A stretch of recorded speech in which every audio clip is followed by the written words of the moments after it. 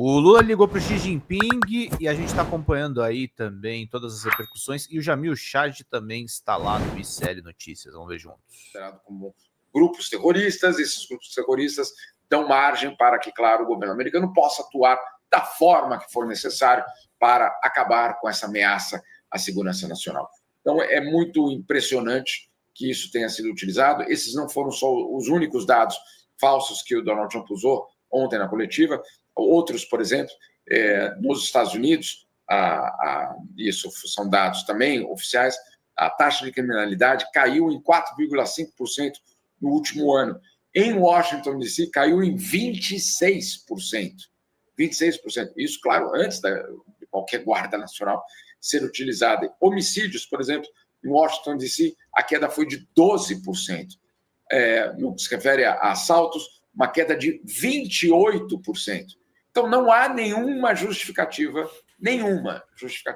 para, de repente, convocar a Guarda Nacional para garantir a segurança numa cidade que está observando, basicamente, uma queda na criminalidade.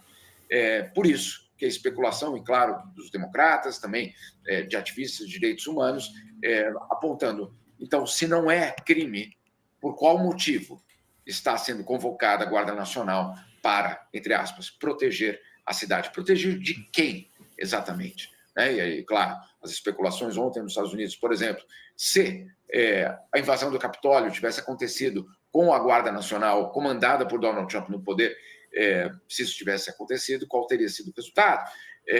Por exemplo, agora, se uma manifestação de 1 milhão de mulheres, ou de afro-americanos, ou das pessoas vulneráveis, ou, por exemplo, dos imigrantes, fosse realizada em Washington, ela seria autorizada? E se ela fosse autorizada, de que forma ela seria respondida? Tudo isso sendo colocado sobre o papel. Insisto, os dados sobre a criminalidade em Washington são falsos. Então, a pergunta é, para que a Guarda Nacional? Ontem o Trump, inclusive, falou que se você depredar uma estátua em Washington é 10 anos de cadeia. Tem que avisar o pessoal aqui, viu, Trump? O pessoal aqui tá dizendo que a Débora do batom, o fulano...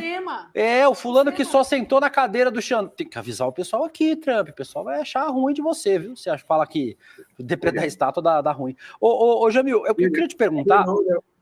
Você está confundindo as coisas, cara. É diferente. Não faça isso. Não faça isso. Uma coisa é quando o Donald Trump fala, outra coisa é quando o Alexandre de Moraes fala, quando o STF fala. Não confundam o povo aqui, vai dar curto-circuito.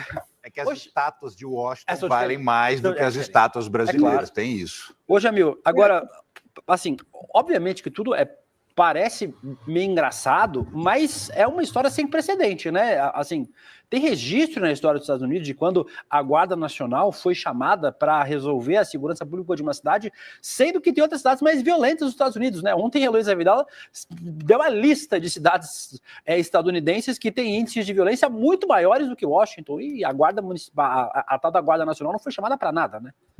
Sem dúvida. Eu acho que esse é um ponto fundamental, inclusive, porque se esse é o critério, você começaria pelas cidades mais perigosas, né? Você não começa pela cidade onde a criminalidade vem caindo. Então, obviamente, tem uma história a ser contada ou a ser descoberta ainda pelos jornalistas, obviamente, para tentar entender isso. Não há, nesse caso, nenhum tipo de, eu diria, de precedente nesse sentido.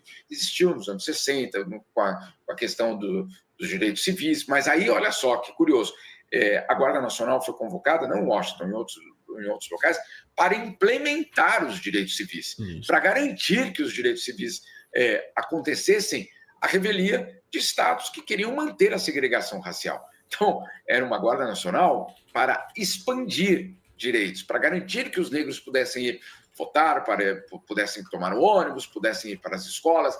Olha que diferença, né? Agora, obviamente, ela está sendo usada, ou pelo menos esse é o objetivo, para, entre aspas, combater a criminalidade.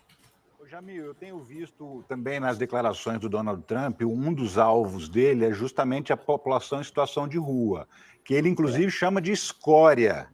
A gente está vendo aí um processo de higienização também, aproveitando todo o feito que ele está organizando para fazer uma espécie de higienização da capital também. Sem dúvida. Inclusive porque esse é um tema que, de uma forma muito, eu diria, simbólica, cria um mal-estar no sistema. Que sistema é esse tão perfeito, no caso do capitalismo, né, que deixa, no caso americano, 700 mil seres humanos nas ruas do país? Né? Então, obviamente, é uma prova de que o sistema não atende a todos, que esse capitalismo, que basta você trabalhar... Obrigado, Lilian. Vai, obviamente, Queridíssima. ter êxito e aquela história toda que a gente conhece.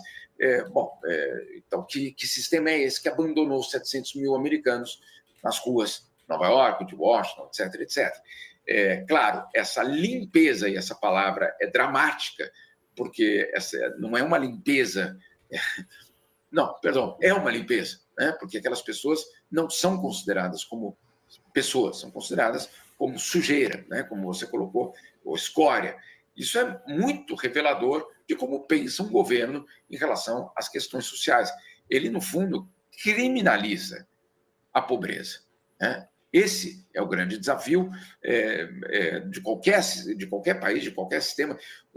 Você não julga uma democracia pelo fato de que ela cumpre a vontade da maioria. Não é isso. Ela deve ser julgada por como ela atende aqueles que mais precisam, justamente, do Estado ou de políticas públicas. E no caso americano, não é segredo para ninguém. Por exemplo, né, esses são os dados que, inclusive, eu trago no meu livro, 40 milhões de americanos vivem abaixo da linha da pobreza. 40 milhões de americanos. Eu fui a locais, por exemplo, no sul dos Estados Unidos, que tinham o PIB per capita equivalente ao da Bolívia, de Bangladesh. Então, nós não estamos aqui falando de são bolsões pequenos aqui e ali. É o sistema que, obviamente, vive um esgotamento completo, mas no lugar de você resolver o sistema, de você distribuir benefícios, de você criar políticas públicas, você limpa as ruas daqueles derrotados pelo sistema. Fala, pessoal da Folha Democrata, aqui é Pedro Zambarda, editor do canal, falar um pouquinho a respeito da necessidade de vocês financiarem a Folha Democrata, gente. A Folha Democrata é financiada através de um Pix chamado Folha Democrata, é o endereço do Pix, né? folhademocrata@gmail.com. Nós precisamos do nosso jornalismo financiado por vocês que são do nosso público, porque nós passamos vários perrengues aqui com o YouTube, vocês sabem muito bem. E mesmo assim, graças a essa comunidade muito unida, a gente conseguiu fazer lives históricas, acompanhar praticamente ao vivo a campanha do Guilherme Boulos, trazer informações exclusivas a respeito de Gustavo Gayer, de Olavo de Carvalho, de todos os bolsonaristas, combater as fake news e tudo o que a gente acompanha. Por R$80 no nosso Pix, você ganha um curso de roteiro para série, o que é muito importante se você é artista, roteirista, se você lida com essas práticas da economia criativa. Outra forma de você colaborar também é se tornando membro aqui do nosso canal. Isso é muito importante para você fazer as suas atividades por aqui, porque você tem acesso a vídeos exclusivos e nós temos um curso de jornalismo básico para você poder acompanhar a partir de R$5, que é ministrado por mim. A gente tem aí quase uma dezena de aulas e muito conteúdo para você poder acompanhar. Meus caros, minhas caras, financiem o jornalismo independente, financiem o jornalismo que se posiciona à esquerda, financiem o jornalismo na internet, que traz informações confiáveis, checadas, que cruza informações e que trata você, que é o nosso público, de uma maneira muito séria. Vida longa e próspera, gente. Cuidem dos seus. Até mais. Tchau, tchau.